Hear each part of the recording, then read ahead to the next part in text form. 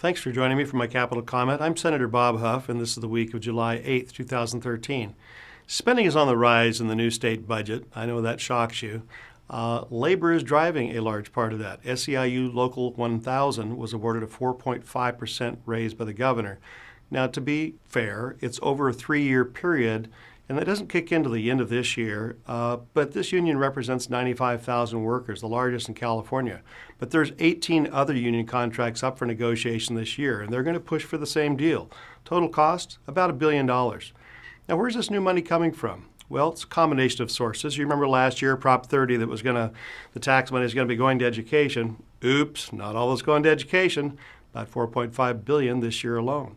This money was promised education, and that promise is broken. But state revenues are also up. May and June revenues exceeded the forecast. We knew it was a conservative forecast. As Republicans, we want to have more revenues come in than what we're estimating. That way we don't overspend as much. But we Republicans would like to put that money into a rainy day fund. So when the budget does dip, as it will, there'll be some reserves to pay for it rather than going back and trying to raise taxes again. There's enormous pressure among the Democrats to spend this money.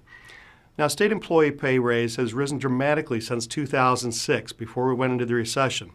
The 2013 budget spends an additional $507 million for raises and benefits, but the total cost of state employee salaries and benefits, $15.7 billion.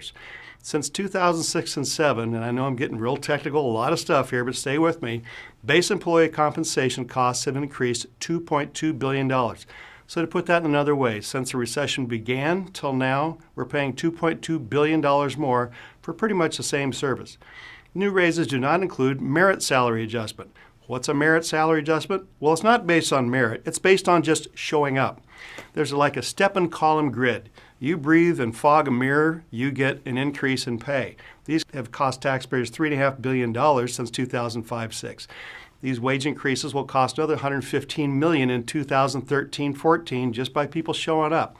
So the raises I talked about at the beginning of this have to do with putting cost of living on top of this little step and column grid that the employees are paid from. And these raises took place at the same time that funding for schools and public safety was cut.